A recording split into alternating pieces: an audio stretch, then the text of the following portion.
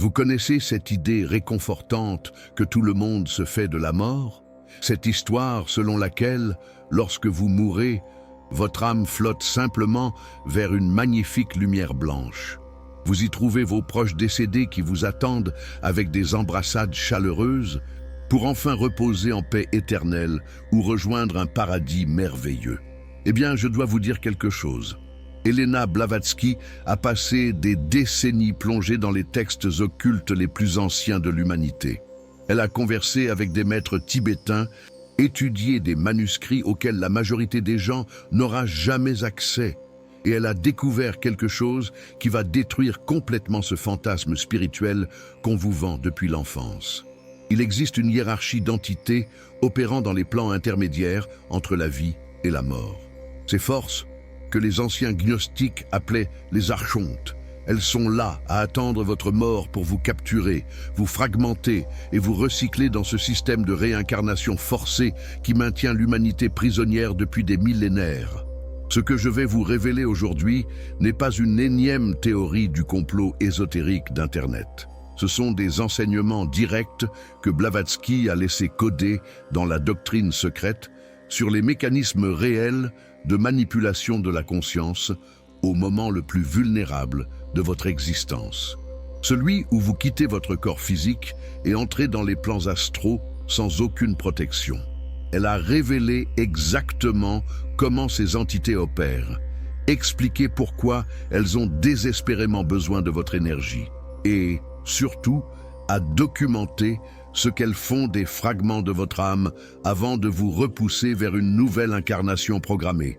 Après cette vidéo, vous ne penserez plus jamais à la mort, à la réincarnation ou à la spiritualité de la même façon. Soyez-en sûrs. Commençons par détruire la plus grande illusion spirituelle de l'humanité actuelle, ce tunnel de lumière blanche qui apparaît dans tous les récits d'expériences de mort imminente, EMI. Cette sensation envahissante de paix et d'amour inconditionnel que les gens décrivent, ce sentiment d'être enfin de retour à la maison. Blavatsky a été absolument direct à ce sujet dans les cercles internes de la société théosophique. C'est le premier et le plus efficace des mécanismes de capture archontique. Les archontes, qui sont des entités extrêmement intelligentes opérant dans les couches inférieures du plan astral, savent exactement comment simuler des fréquences vibratoires d'amour et de lumière pour désarmer complètement une conscience qui vient de se désincarner. Réfléchissez avec moi. Vous passez votre vie entière à entendre que lorsque vous mourrez, vous trouverez la lumière, la paix et l'amour. Toutes les religions, toutes les philosophies spirituelles New Age, tous les livres sur les EMI vous programment pour chercher cette lumière.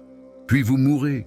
Vous sortez de votre corps physique complètement confus, désorienté, effrayé, et soudain apparaît exactement ce que l'on vous a programmé à chercher toute votre vie. Une lumière magnifique, chaleureuse, accueillante, irrésistible. Quelle est votre chance de résister? Pratiquement nulle. Et c'est exactement pour cela que ça fonctionne si parfaitement. Mais cette lumière qui vous attire n'est pas une lumière divine. Ce n'est pas la source créatrice. Ce n'est pas Dieu, l'univers ou une force bienveillante.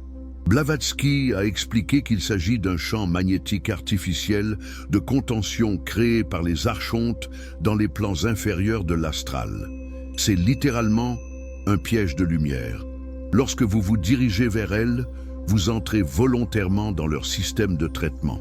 Et voici la partie la plus brillante de cette opération. Vous y allez de votre propre chef. Personne ne vous traîne de force. Vous choisissez d'y aller parce que vous avez été conditionné toute votre vie à faire ce choix. C'est le conditionnement parfait.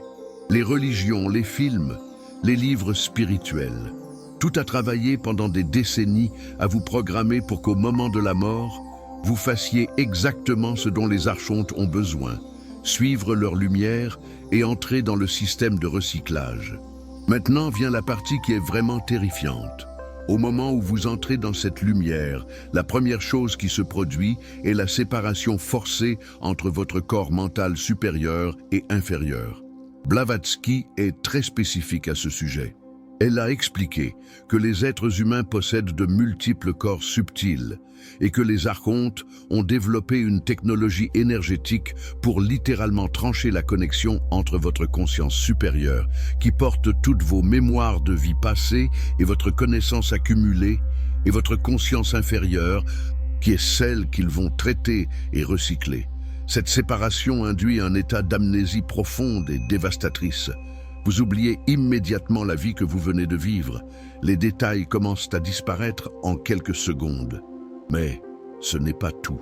Vous perdez aussi l'accès aux mémoires de toutes les autres vies que vous avez vécues auparavant. Des centaines, peut-être des milliers d'incarnations disparaissent simplement de votre conscience. Et le plus important de tout, vous oubliez complètement quel était votre but réel. Pourquoi êtes-vous vraiment venu ici ? Quelles leçons aviez-vous déjà apprises et lesquelles deviez-vous encore intégrer? Cet effacement de mémoire n'est pas un effet secondaire accidentel de la mort. Il est absolument stratégique et intentionnel. Blavatsky l'a répété maintes fois. Une âme sans mémoire est une âme complètement contrôlable. Suivez la logique. Si vous mourrez et gardez toutes vos mémoires intactes, vous allez tout remettre en question.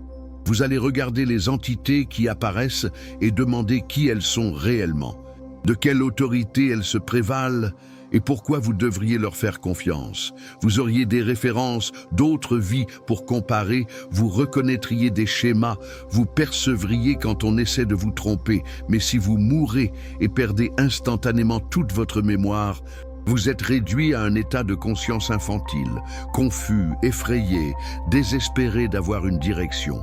Et dans cet état, vous acceptez n'importe quelle autorité qui se présente comme supérieure à vous. Vous obéissez sans discuter parce que vous n'avez aucune référence pour faire autrement. C'est exactement dans cet état d'amnésie et de vulnérabilité qu'arrive la phase suivante de l'opération archontique, le tribunal karmique. Quiconque étudie la spiritualité en a déjà entendu parler, n'est-ce pas? L'idée qu'après la mort, vous passez par un jugement où des maîtres ascensionnés ou des êtres illuminés évaluent votre vie, vous montrent vos bonnes et mauvaises actions et déterminent ce que vous devez faire dans la prochaine incarnation pour évoluer. Cela semble juste, logique, spirituel. Mais Blavatsky a révélé quelque chose qui renverse tout cela. Ce tribunal existe. Oui, mais il n'est pas dirigé par des maîtres ascensionnés du tout. Ce sont les archontes eux-mêmes déguisés en êtres de lumière. Ils se présentent dans des robes brillantes, émanant une autorité spirituelle, parlant sur des tons solennels d'évolution et de karma. Et vous, sans mémoire, vulnérables, effrayés, vous les regardez et supposez automatiquement qu'ils sont des autorités légitimes. Pourquoi douteriez-vous ? Vous venez de mourir, vous êtes dans un plan que vous ne connaissez pas et ces entités semblent savoir exactement ce qu'elles font. Alors, elles commencent à vous montrer des scènes de la vie que vous venez de quitter. Mais voici le tour de passe-passe que Blavatsky a exposé. Ces scènes sont éditées, manipulées, déformées pour maximiser votre culpabilité, votre honte et votre remords. Elles ne vous montrent pas la vie telle qu'elle s'est réellement passée. Elle vous montre une version soigneusement construite pour vous briser émotionnellement. Cette fois où vous avez perdu patience, ils amplifient cela, le faisant passer pour un péché gravissime. Cette erreur commise par ignorance, ils la présentent comme une méchanceté intentionnelle. Cette décision difficile prise en faisant de votre mieux avec les informations du moment, ils en montrent toutes les conséquences négatives et cachent complètement le contexte. C'est une manipulation psychologique extrêmement sophistiquée. Ils prennent votre vie et la montent comme un film, choisissant exactement quelle scène montrer, quels angles utiliser, quel récit construire. Tout cela pour vous faire sentir indigne et coupable, en dette spirituelle. Et quand ils terminent cette présentation manipulée, vous êtes complètement anéanti émotionnellement. Vous regardez tout cela et vous vous dites « Mon Dieu, j'ai tellement échoué. J'ai blessé des gens. Je n'ai pas évolué du tout. Je suis une âme terrible qui a besoin de beaucoup plus d'apprentissage. » Et c'est précisément dans ce moment de désespoir spirituel qu'ils offrent leur solution, une incarnation de plus. Ils vous disent que vous devez retourner sur Terre pour payer ce que vous devez, pour apprendre les leçons que vous n'avez pas apprises, pour réparer vos erreurs, et vous brisez et sans mémoire, sans aucune référence. Vous les croyez sur parole. Vous acceptez de devoir revenir. Vous consentez à vous réincarner, et voilà, ils vous ont encore eu. Mais il existe une couche encore plus profonde et perturbante dans cette opération que Blavatsky a cachée entre les lignes de la doctrine secrète. On ne le découvre qu'en étudiant ces textes avec une attention extrême. Les archontes ne se contentent pas de vous recycler. Ils vous fragmentent avant de vous renvoyer.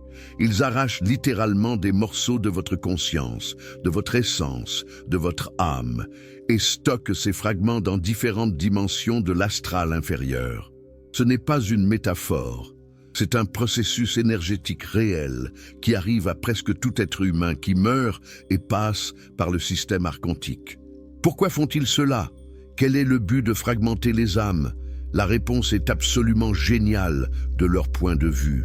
Une âme fragmentée ne peut pas accumuler assez de pouvoir spirituel pour briser le cycle des réincarnations. Imaginez, si vous avez 100% de votre essence intacte, vous avez un potentiel complet. Vous pouvez développer une perception, un pouvoir, une connaissance et une force spirituelle suffisants pour finir par voir le système et en sortir. Mais si, à chaque cycle de mort et de renaissance, ils vous arrachent des morceaux et les gardent ailleurs, vous vous réincarnez de plus en plus faible, de plus en plus incomplet, de plus en plus dépendant. À chaque vie, vous renaissez avec seulement une fraction de votre essence totale, peut-être 20%, peut-être 30%, peut-être moins encore, selon le nombre de vies que vous avez déjà vécues. Et vous passez votre vie entière à sentir qu'il manque quelque chose. Cette sensation d'incomplétude que presque tout le monde ressent sans pouvoir l'expliquer. Ce vide existentiel que rien ne comble, ni les relations, ni les réussites, ni l'argent, ni les expériences. Ce sentiment profond que vous devriez être plus que ce que vous êtes, qu'il y a un potentiel auquel vous n'accédez pas, que des parties de vous sont enfermées quelque part. Ce n'est pas une impression, c'est réel. Vous vivez littéralement avec une fraction de qui vous êtes vraiment. Le reste de votre âme est fragmenté, dispersé, emprisonné dans des dimensions dont vous ignorez l'existence, utilisé comme batterie énergétique par les archontes, pendant que vous luttez ici-bas en pensant être complet. Et avant chaque incarnation, il y a une autre opération sur laquelle Blavatsky a été très explicite dans ses enseignements internes, réservés aux élèves avancés. On vous force à accepter un contrat. Ils appellent cela le choix de l'âme, la planification de vie, les accords karmiques. Tout le mouvement New Age a adoré cette idée et l'a propagée partout. L'idée qu'avant de naître, vous avez choisi vos parents. Vos défis, vos difficultés, tout cela pour évoluer. Ça semble valorisant, n'est-ce pas? On a l'impression d'avoir le contrôle, que rien n'est aléatoire, que tout a un but, mais c'est un mensonge. C'est de la pure coercition déguisée en libre arbitre. Vous n'êtes absolument pas en état de faire des choix réels à ce moment-là. Vous êtes en amnésie totale. Vous sortez d'un faux jugement qui vous a détruit émotionnellement. Vous êtes désespéré d'évoluer pour sortir de cette souffrance. Dans cet état psychologique, on vous présente des options d'incarnation. Et ce ne sont pas des options réjouissantes. Elles sont toutes difficiles. Elles impliquent toutes de la souffrance, des traumas, des défis. Mais ils présentent cela comme des opportunités de croissance spirituelle. Alors vous, sans mémoire, traumatisé, voulant bien faire, vous acceptez des conditions absurdes. Vous acceptez de naître dans une famille dysfonctionnelle parce qu'ils vous convainquent que vous devez apprendre le pardon. Vous acceptez une maladie génétique programmée parce qu'ils disent que cela vous enseignera la compassion. Vous acceptez de subir des abus car ils argumentent que votre âme a besoin de cette expérience pour un sombre apprentissage cosmique. Tout cela est présenté comme si vous choisissiez volontairement. Mais vous n'acceptez que parce que vous êtes dans un état altéré de conscience, manipulé émotionnellement, sans repère, sans mémoire des vies passées où vous avez déjà traversé cela 1000 fois sans évoluer d'un pouce.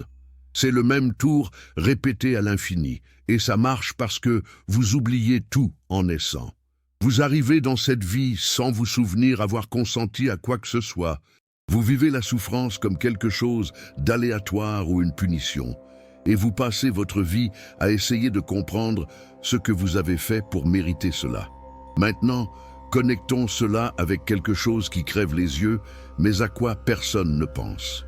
Pourquoi toutes les grandes religions organisées de la planète prêchent-elles fondamentalement la même chose? Soumission, péché originel, salut via des intermédiaires, obéissance à des autorités spirituelles externes, culpabilité, peur de l'enfer ou de conséquences karmiques néfastes.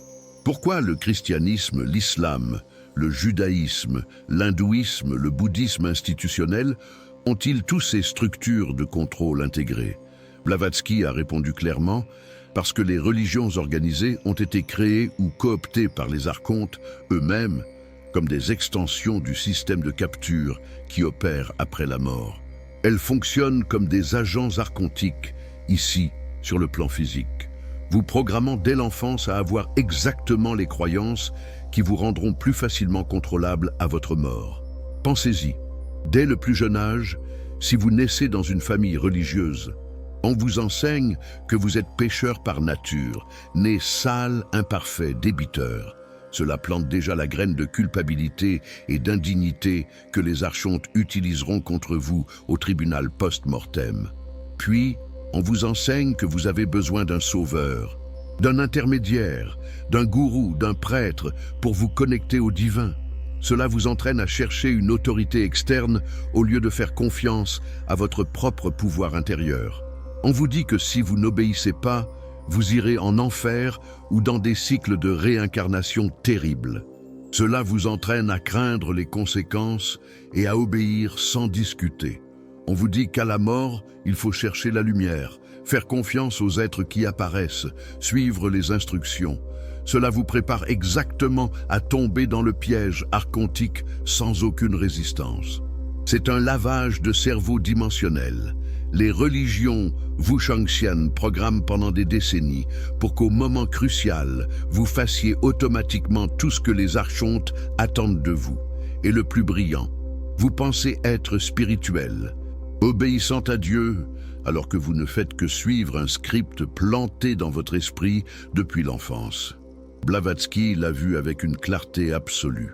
Elle a étudié toutes les religions, identifié les schémas et documenté le tout. Mais elle a dû le faire de façon codée, car si elle avait été trop directe, elle aurait été détruite. C'était déjà assez difficile pour elle avec ses textes cryptés. Imaginez si elle avait écrit ouvertement que les religions sont des outils archontiques. Il y a un aspect technique de cette opération qui sonne comme de la science-fiction, mais qui est bien présent dans la doctrine secrète pour qui sait lire entre les lignes. Les archontes utilisent une technologie énergétique d'implants astraux. Durant la période entre deux vies, ils installent des dispositifs énergétiques dans votre corps astral. Ces implants ne sont pas physiques au sens matériel, mais ils sont absolument réels dans les plans subtils. Ils fonctionnent comme des traceurs et des limiteurs. Les traceurs garantissent qu'ils savent toujours où vous êtes, même après votre réincarnation. Ils peuvent vous surveiller à travers les plans, savoir quand vous commencez à vous éveiller, quand vous questionnez le système, quand vous développez un pouvoir spirituel dangereux pour eux. Et les limiteurs font quelque chose d'encore plus insidieux. Ils bloquent votre accès à certaines fréquences de conscience. Il y a des fréquences vibratoires qui, si vous pouviez y accéder, vous feraient immédiatement voir à travers toute l'illusion. Vous verriez les archontes pour ce qu'ils sont vraiment. Vous vous souviendriez de vos vies passées. Vous vous reconnecteriez aux fragments de votre âme. Vous accéderiez à un savoir qui vous rendrait immunisé à leur contrôle. Alors, ils implantent des limiteurs qui vous empêchent littéralement de vibrer sur ces fréquences. C'est comme un brouilleur de radio. Vous pouvez capter plusieurs stations, mais certaines fréquences n'apparaissent jamais. Non parce qu'elles n'existent pas, mais parce que votre récepteur est bloqué. Blavatsky appelait ces implants les sceaux des seigneurs du karma. Elle utilisait ce langage pour ne pas effrayer les gens ou attirer trop l'attention des forces qu'elle exposait. Mais, pour ses étudiants privés, elle était plus directe. Ces sceaux ne sont pas des protections, ce sont des prisons, des dispositifs de contrôle installés sans votre consentement réel, maintenus actifs vie après vie. La plupart des gens vivent et meurent sans savoir qu'ils portent ces implants, pensant que leurs limitations personnelles sont naturelles, alors qu'il s'agit d'un blocage artificiel. Mais pourquoi font-ils tout cela? Quel est leur gain? Blavatsky était direct là-dessus aussi. Les archontes sont des entités parasitaires qui ne peuvent pas générer leur propre énergie vitale. Ils existent dans une bande vibratoire basse et dépendent complètement de l'énergie émotionnelle dense générée par les êtres incarnés pour se nourrir. Aujourd'hui, certains chercheurs appellent cette énergie le louche. C'est un terme de Robert Monroe, mais le concept est exactement ce que Blavatsky décrivait il y a plus de 100 ans. Cette énergie louche est générée par des émotions négatives de haute intensité. Peur, souffrance, désespoir, trauma, colère, haine, culpabilité, honte. Quand vous vivez ces émotions, vous émettez une fréquence énergétique que les archontes absorbent comme de la nourriture. Et voilà le système dans sa globalité. La Terre entière fonctionne comme une ferme à louche. Vous naissez programmé par des contrats post-mortem pour vivre des expériences traumatiques. Ces expériences génèrent de la souffrance. Cette souffrance génère de l'énergie dense. Cette énergie nourrit les archontes. À votre mort, ils vous traitent, vous traumatisent encore plus pour collecter tout ce désespoir. Puis ils vous fragmentent pour vous affaiblir, implantent des dispositifs de contrôle et vous renvoient pour une autre vie de souffrance programmée. Le cycle se répète à l'infini, génération après génération. Les guerres génèrent des quantités massives de louches. Les maladies, les traumas, les relations toxiques, les systèmes oppressifs, la pauvreté, tout ce qui cause de la souffrance humaine nourrit ce système. Blavatsky le savait. Elle a vu que l'humanité est piégée dans une ferme énergétique. Et la plupart des gens non seulement l'ignorent, mais défendent activement le système via les religions créées pour les garder prisonniers. Arrêtez-vous un instant et regardez honnêtement votre propre vie. Vous verrez les signes que vous êtes pris dans ce cycle. Premièrement, des schémas répétitifs qui ne se résolvent jamais. Vous essayez de changer, vous faites une thérapie, lisez des livres, travaillez sur vous, mais les mêmes problèmes reviennent sous d'autres formes. Les mêmes types de relations toxiques, les mêmes problèmes financiers, les mêmes blocages émotionnels. Ce n'est pas un manque d'effort de votre part, c'est parce que vous essayez de résoudre des problèmes qui ont été programmés dans vos contrats d'incarnation. Le but n'est pas que vous résolviez le problème et soyez heureux. Le but est que vous souffriez en essayant de le résoudre pour générer de l'énergie. Deuxième signe, la sensation perpétuelle de repartir de zéro. Peu importe vos progrès, on a toujours l'impression de devoir tout recommencer. Vous construisez et ça s'écroule. Vous apprenez et vous oubliez. Vous gagnez et vous perdez. Ce cycle d'avance et de recul est extrêmement frustrant et génère, surprise, beaucoup de souffrance et de louche. Troisième signe, un sentiment profond, viscéral, inexplicable, que quelque chose ne va pas du tout avec la réalité. Ce n'est pas de la dépression, c'est une perception presque insupportable que le monde ne devrait pas être comme ça, que la structure de l'existence est distordue.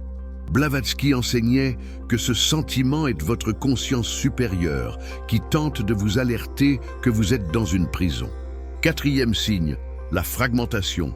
La sensation d'être divisé intérieurement, d'avoir plusieurs versions de soi qui ne communiquent pas. Une part veut une chose, l'autre le contraire. Vous prenez des décisions mais ne les tenez pas, car des morceaux de vous semblent vous saboter.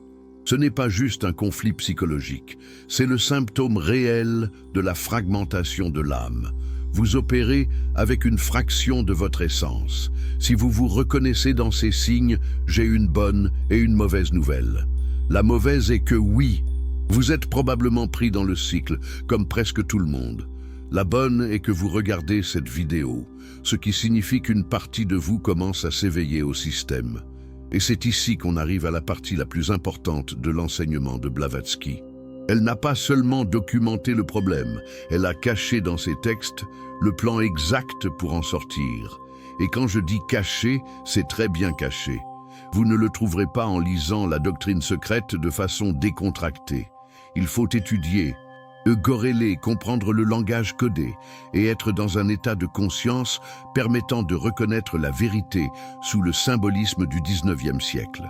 Le principe central est celui-ci. La sortie ne vient pas des prières, des rituels ou de la soumission. Tout cela fait partie du système. La sortie vient de la réintégration consciente des fragments de l'âme durant cette vie même. Il existe une technique, un travail interne précis pour identifier où sont les morceaux de vous qui ont été arrachés et emprisonnés, et comment les ramener dans votre conscience. Ce n'est pas facile, cela peut prendre des années, mais c'est le seul chemin, car voyez-vous, les archontes dépendent de votre fragmentation. Leur pouvoir n'existe que tant que vous ignorez ce qui se passe, tant que vous croyez à la lumière blanche, au tribunal karmique et au contrat. Mais au moment où vous réintégrez vos fragments et développez votre perception, tout change. Une conscience éveillée est quelque chose que les archontes ne peuvent pas contrôler.